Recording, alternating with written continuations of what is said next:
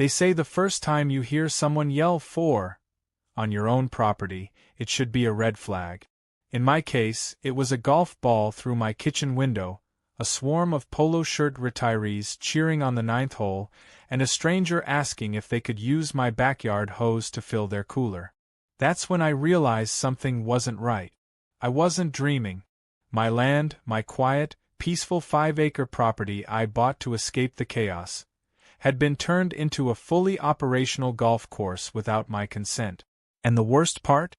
The HOA president, a woman named Karen with sunglasses so big they had their own zip code, smiled from a golf cart and said, "You're welcome."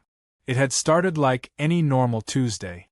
I was inside fixing the hinge on my pantry door when I heard distant popping sounds, followed by a weird whack, thud, and what sounded suspiciously like applause. I stepped outside and was immediately blinded by the sun reflecting off freshly planted flags, crisp new turf, and what looked like a tiny fountain gurgling beside a green. A crowd of HOA members had gathered in my field, what used to be my field, wearing matching polos and swinging clubs like they were auditioning for the senior PGA Tour.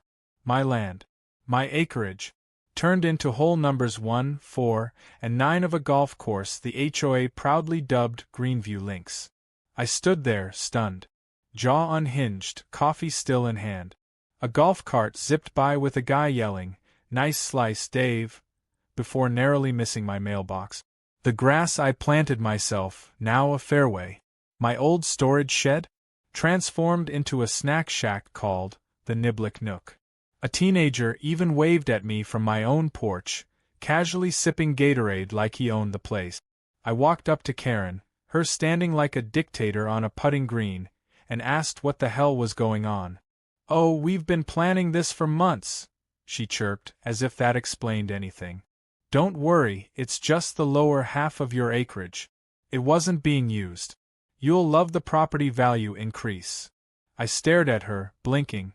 "You built a golf course on my land without telling me?" She laughed like I was the crazy one. "Technically, it's a community easement. We had our lawyer look at some old map. You know, shared usage, undeveloped potential, blah blah legal stuff. Let me pause here. I'm not a lawyer. I'm a software engineer who works from home, loves his peace and quiet, and knows exactly where his land begins and ends. When I bought the property 3 years ago, I had every inch surveyed and recorded. There was no easement, no shared agreement. Just 5 acres of solitude I paid for in cash after busting my butt in tech for a decade. And now a woman named Karen had annexed it with nothing but attitude and astroturf. The next few days were madness. Golfers came in droves, pulling up in cars and carts, parking on the side of my driveway. My garden beds were trampled. My dog was too scared to go outside because of the constant thwack of golf balls. One golfer actually hit a shot so bad it bounced off my grill and landed in the birdbath. When I told the HOA this was trespassing, Karen just smiled and said, "You really don't want to be the kind of neighbor who ruins community fun." That night I didn't sleep. I sat at my desk and pulled up my land record, deed, survey, tax history. I even called my original land surveyor at midnight. It was all there, ironclad proof. My land. No easement. No agreement. Nothing they could twist. That's when something clicked. They hadn't just stolen my land. They had invested in it, seeded it, watered it, built fixtures, spent money. Not because they owned it, but because they thought they could bully me into silence. So I smiled. Because if they wanted to build their little golf empire on my land, I was going to let them. Let them expand. Let them fund it. Let them dig their financial grave with a 9-iron and a smile. And when the time was right, I'd be there. Not just with paperwork, but with the kind of plan that hits harder than a titlice to the face. The next day, I showed up at their grand opening ceremony, clapping politely, dressed like a proud supporter. Karen noticed me, slightly confused but pleased. "See? Knew you'd come around," she said. "You're going to love being part of this." "Oh, I wouldn't miss it for the world," I replied. Because little did she know, I had just triggered phase 1 of a plan that would make every swing they took on my property one step closer to their downfall. They thought they were teeing up for success. They had no idea they were building their own eviction. The trick to winning a long game is patience. Strategic, quiet, maddening patience. The kind that makes people believe they're winning while they dig their own hole. Or in this case, a perfectly manicured sand trap. After the so-called grand opening of Greenview Links, I played the part of the converted neighbor. I clapped when they cut the ribbon, offered lemonade to passers-by, and even gave Karen a fake compliment about her coordinating golf gloves and visor. She beamed like she'd just conquered Rome. I wanted her to feel comfortable, confident, safe. Because only when someone feels absolutely invincible do they make their most spectacular mistakes. The first part of the plan was infiltration. I needed to know everything about this HOA's little golf fantasy, how it was funded, who supported it, and what vulnerabilities were waiting to be exploited. So I invented a persona.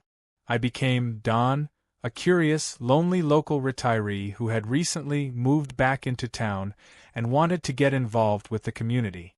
I used a fake Facebook account, a burner email, and an old man voice that would have made my grandpa proud. In no time, Don was accepted into the HOA Golf Expansion Committee, a group that met every Thursday evening in Karen's garage, which had been redecorated with golf paraphernalia and a whiteboard labeled Future Phases. The meetings were everything I hoped for, chaotic, underfunded, and filled with delusion. They had no legal advisors, no financial planner, and absolutely no permits for anything they were building. They were funding it all with HOA reserve funds, money meant for neighborhood upkeep, street repairs, and emergency services. Karen had convinced everyone it was a long-term investment, a way to increase property values through recreational appeal. Her words, not mine.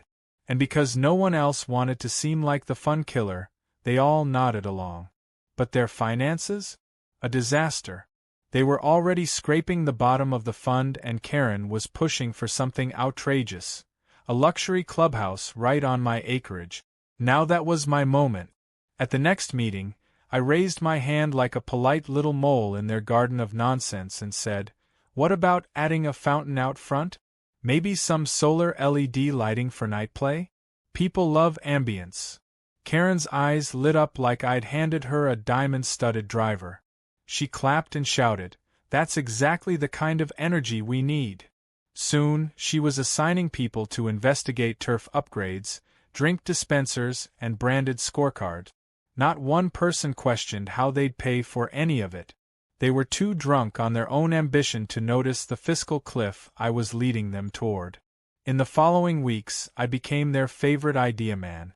I pitched themed tournament days, a potential Greenview Invitational for surrounding neighborhoods, and even a live scoreboard connected to a neighborhood app.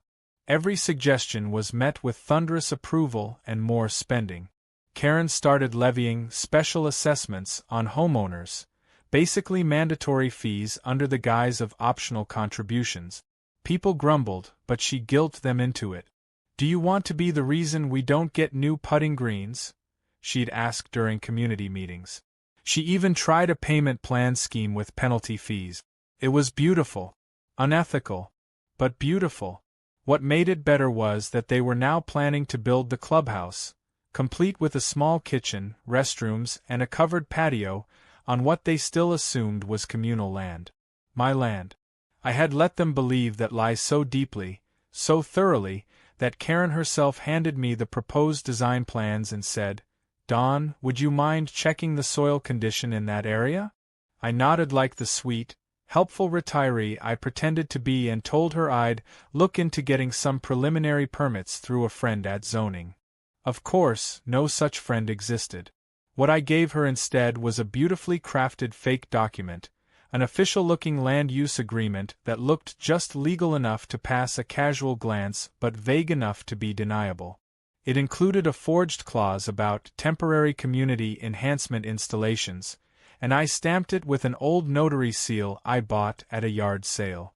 Karen, bless her unqualified heart, filed it as the final green light. and construction began. I watched from my porch, sipping lemonade and grinning, as workers showed up with lumber, concrete, and plumbing lines. They poured a foundation, installed framing, and even painted a mural of a golf ball breaking through a wall with the words "Greenview Clubhouse, Swing into Excellence." The arrogance was mesmerizing. I took pictures, videos, drone footage. I cataloged every nail and screw, every receipt they proudly posted in the HOA Facebook group. They were so proud, so loud, so stupid. The day of the soft opening for the clubhouse was like a parade. They had balloons, music, barbecue. A local news crew showed up for a fluff piece, and Karen gave a speech about visionary leadership and grassroots community innovation. I clapped from the back, staying in character, but nearly choked on my hot dog from laughing too hard. During the ribbon cutting, Karen thanked everyone, saying, "None of this would have been possible without generous support from residents like Don." The camera panned to me, and I gave a little wave. What none of them knew was that I had already contacted a real lawyer. I had every document, every financial misstep, every violation of zoning law. And most importantly, I had the deed. The true, uncontested, notarized deed that proved every single inch of their so-called masterpiece was sitting directly on my property. But I didn't unleash it yet. Not quite. I needed them fully invested. I needed them to believe they had won. Because when you crush someone's fantasy, timing is everything. And I wanted that blow to land with the full force of a driver swung by karma herself. So I let them continue. Let them host poker night. Let them install speakers. Let them plant decorative shrubs. The deeper they built, the harder they'd fall. And while Karen bathed in community praise and posted selfies with hashtags like #HOA Rising and #GolfQueen, I sat back, counted the days, and waited for the right moment to flip the switch. They were spending everything they had. And soon, they'd be bankrupt, evicted, and standing outside their precious clubhouse wondering how it had all gone so wrong. There's a special kind of silence that falls over a room when reality kicks the door in. It's the kind of silence that followed the thud of my cease and desist letter landing on the HOA board's folding table during their Tuesday night strategy meeting. Karen reached for it with the same confidence she used to grab golf trophies she hadn't earned. She laughed at first. Not a nervous laugh, a smug one. The kind of laugh people use when they think they're untouchable. That was fine by me. Because in exactly 3 minutes, that laugh would be gone, replaced by a red face and a sudden, irreversible understanding of what she'd done. The letter spelled it out in painful detail.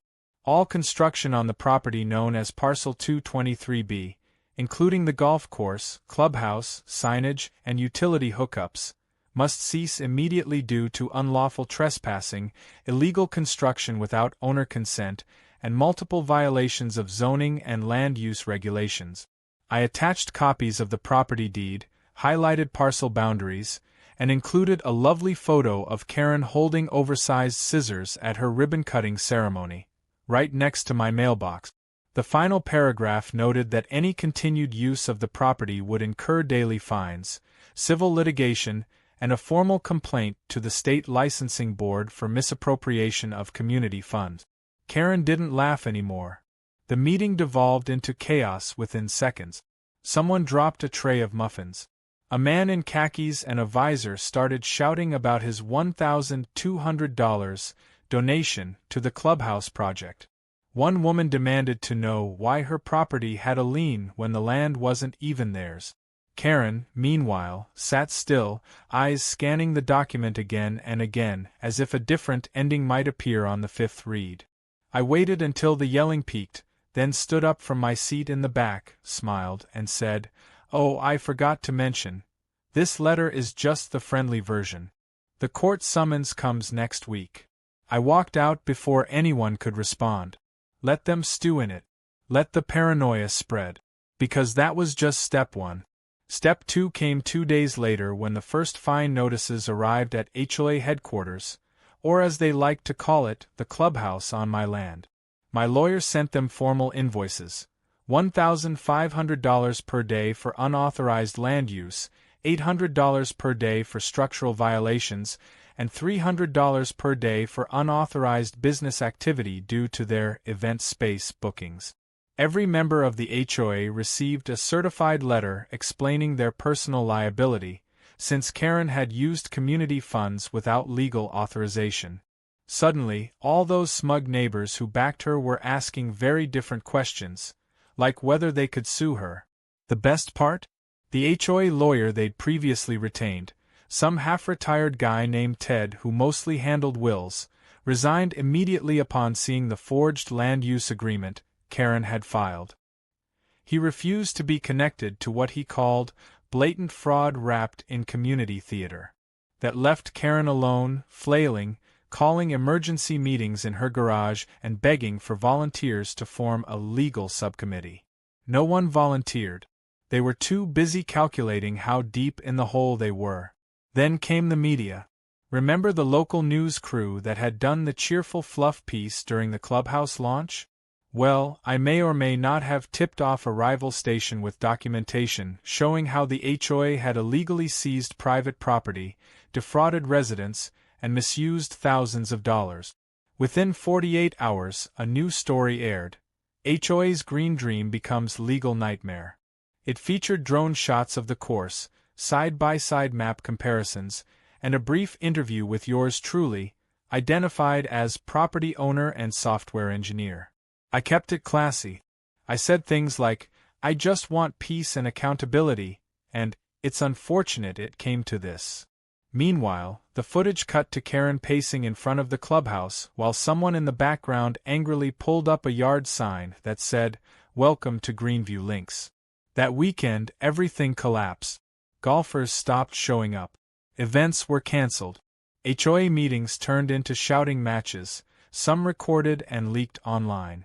My favorite was a clip of Karen trying to explain how shared potential space was a valid legal term, only to be interrupted by a man screaming, "You told me this would double my property value."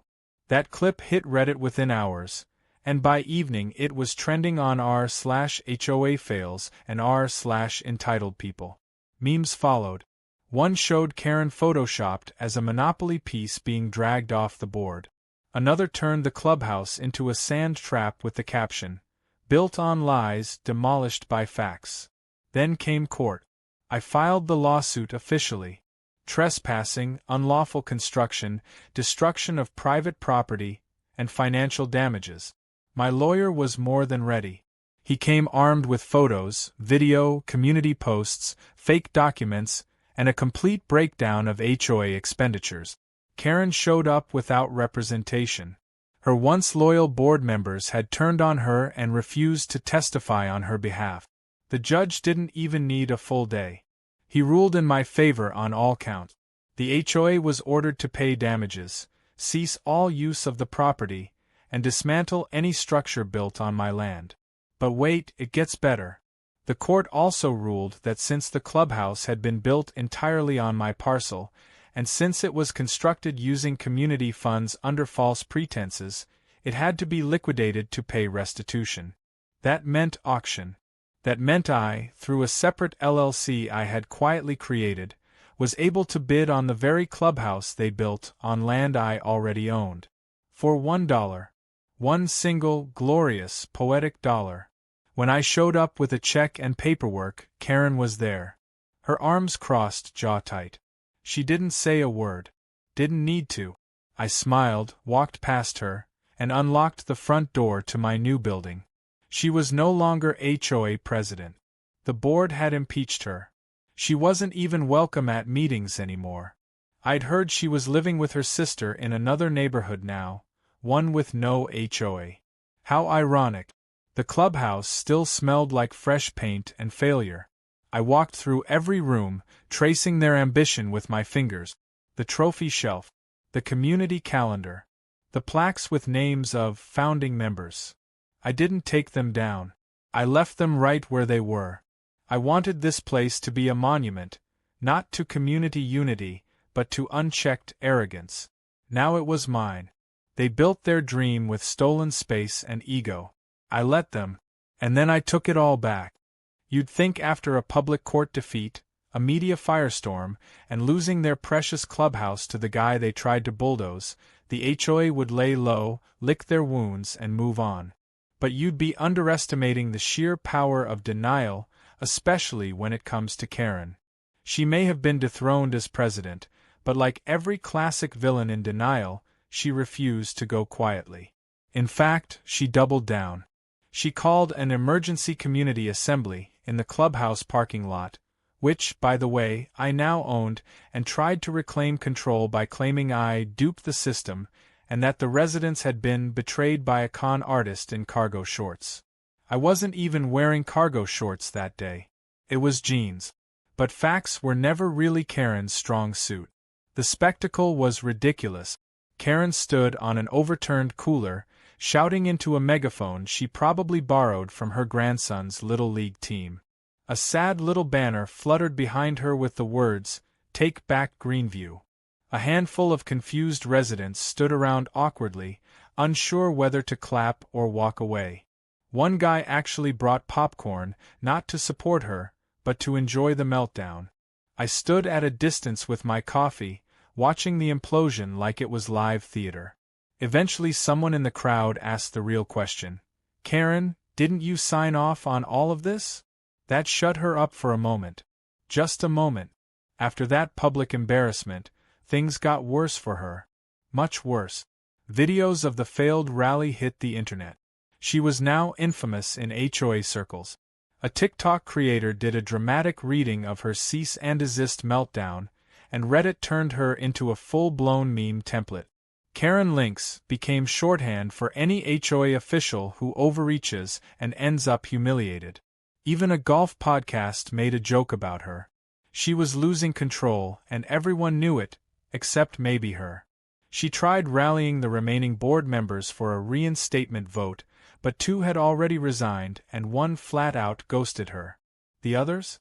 They were too busy lawyering up to deal with the potential lawsuits from the residents now demanding refunds, fee reversals, and in one case, emotional damage from being lied to by a woman in a flamingo-patterned skirt.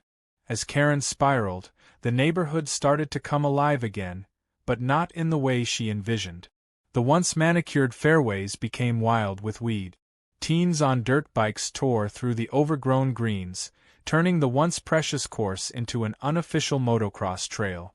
Someone spray-painted foreclosure on the old snack shack. The community's embarrassment was now a running joke. No one mowed the edges anymore. The flags disappeared. The clubhouse wasn't theirs. The HOA had no money. And the only person who still clung to the illusion of power was the one person who had started it all. Meanwhile, I was turning the screws just a little more each day. I announced plans to repurpose the clubhouse into a small business hub. Not out of spite, okay, maybe a little, but mostly because it was just sitting there. I sent out feelers to local entrepreneurs and got instant interest. A coffee roaster, a craft beer startup, a yoga instructor. It wasn't long before the clubhouse was buzzing again, but this time with genuine, productive energy. I called it the Links Collective. Every room had a purpose. Every wall held artwork from local artists. Even the snack shack was revived as a smoothie bar. I offered HOA members discounted drinks, on the condition they publicly acknowledged the clubhouse now existed because of their mistake. It became a fun little ritual. Residents would step up, sign a whiteboard labeled, "I was there," and then get their half-off latte. One guy even brought his golf ball from the original opening day and dropped it in a fishbowl labeled, "Regrets." The whole thing became oddly therapeutic for the neighborhood. They laughed, they vented, and slowly, the anger turned into something more useful. People started planting again. Small gatherings replaced the chaotic HOA meetings. The drama became folklore. Greenview Links had fallen, but in its place was something better, something genuine. Karen, though, couldn't handle it. She tried to show up one afternoon in disguise. A floppy hat, sunglasses, a scarf. She must have thought no one would recognize her if she looked like a bad extra in a spy movie. She walked into the smoothie bar and ordered under the name Sharon. The barista, who'd been there during the clubhouse auction, recognized her immediately and nudged me. I strolled over just in time to hear her trying to pay with expired HOA scrip, some ridiculous voucher system she had invented back when she thought she was a genius. I leaned on the counter and smiled. "Hi, Karen. Enjoying the Lynx Collective?" She froze. For a moment I thought she might fake fainting just to get out of it, but then she huffed, muttered something about sabotage, and stormed out, knocking over a potted plant on the way. We all watched her leave, and someone in the back softly played, "Another One Bites the Dust" on their phone. That night, I went home and re-watched the drone footage I had saved. The construction, the clubhouse celebration, the exact moment Karen cut the ribbon over my land like she had conquered it. I sipped my drink and thought about how simple this could have been. A conversation, a little respect, a neighborly agreement. Instead, they had chosen ego, entitlement, greed. And all of it, every ounce of it, had led them right to me. The community, surprisingly, didn't hate me for what happened. At first, there had been tension, people unsure if I was the villain or the savior. But after seeing how Karen had manipulated everything, after watching her implode on every possible platform, most of them came around. In fact, a group of residents created a community Facebook page completely separate from the HOA.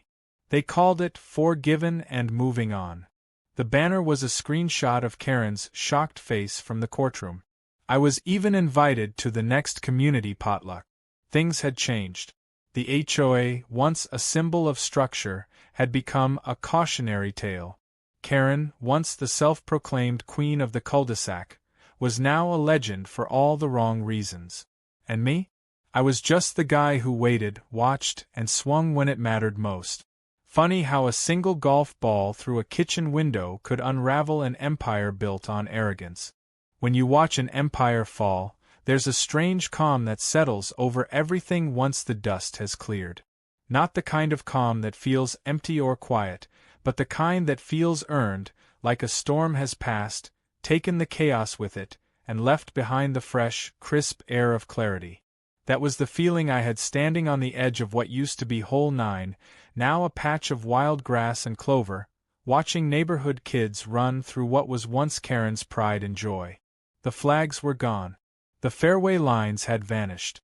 The only swing happening was on the rope tied to the oak tree, with a giggling 5-year-old flying through the air while her dad pushed her gently from behind. The HOA, once feared and followed like some suburban regime, no longer held any weight. After Karen's spectacular downfall and the court rulings, residents voted to dissolve the entire structure. There was no more board, no more fees, no more poorly photocopied newsletters with passive-aggressive warnings about mailboxes and weed. People were taking care of their homes again, not because a rule book told them to, but because they wanted to. The street felt lighter, friendlier, alive. Without the invisible leash of HOA enforcement, people actually started talking to each other, borrowing tools, offering weekend help with landscaping, and forming real relationship. It was the kind of neighborhood I had always hoped for when I first bought the land, the kind that didn't need rules to thrive. Just a little respect and a lot less Karen. With the HOA officially dissolved and my legal ownership of the land undisputed, I had full control over what happened next. And I had an idea. Not out of revenge. Not to prove a point. But to take something that had been turned into a symbol of entitlement and convert it into a monument to resilience, creativity, and community. I called a local nonprofit that helped displaced food vendors and pop-up businesses. I offered them the land. Free. No strings. No rent. Just an invitation to bring their trucks, carts, and stalls to the old course. Within weeks, the space was buzzing with energy. The first to show up was a taco truck run by a veteran and his wife, followed by a vegan ice cream stand, a mobile bookstore, and a local band that played for tips under the awning of what used to be the clubhouse patio. I had the old fairway paths cleaned up and converted into walking trails. We put in some benches, planted wildflowers, and installed solar lanterns along the edges. What once was an elitist vanity project was now a thriving community hub. Kids drew chalk art on the sidewalk. Grandparents played chess under the shade. Teens practiced dance routines for TikTok next to the smoothie bar. And in the center of it all was a big sign that read, "The Fairgrounds, from golf to good." Then came the idea for the Karen Invitational. Not an actual golf tournament, but a tongue-in-cheek mini-golf event I hosted on the anniversary of the court ruling. I built 9 ridiculous, over-the-top holes out of recycled construction material, each themed after the saga. Hole 1 was called the Ribbon Cut, where players had to chip a ball through a pair of plastic scissors. Hole 4 featured a sandpit shaped like Karen's sunglasses. Hole 9? A miniature version of the original clubhouse, where the goal was to hit the ball through the legal papers scattered in front of it and into a gavel-shaped hole.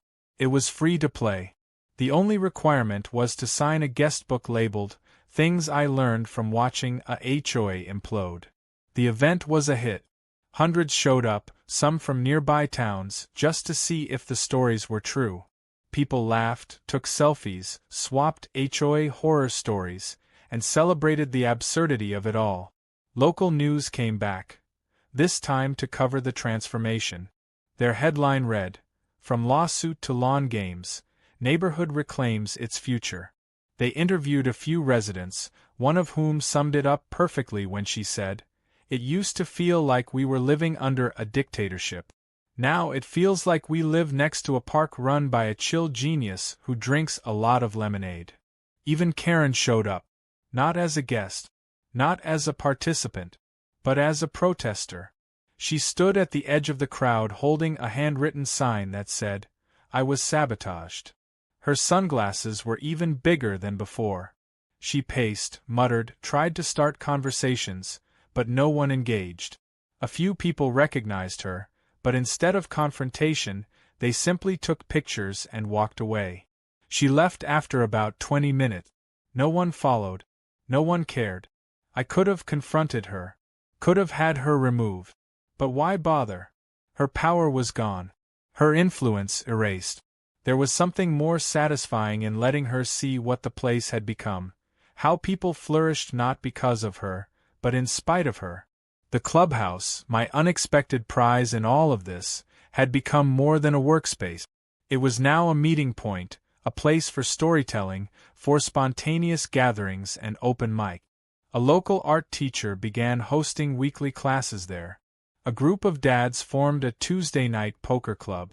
I even held a free seminar once on property rights and the legal boundaries of easements, just to make sure no one ever had to go through what I did without the knowledge to fight back. Late one evening, after everyone had packed up and the lanterns cast a warm glow over the empty trails, I stood outside the clubhouse with a drink in hand.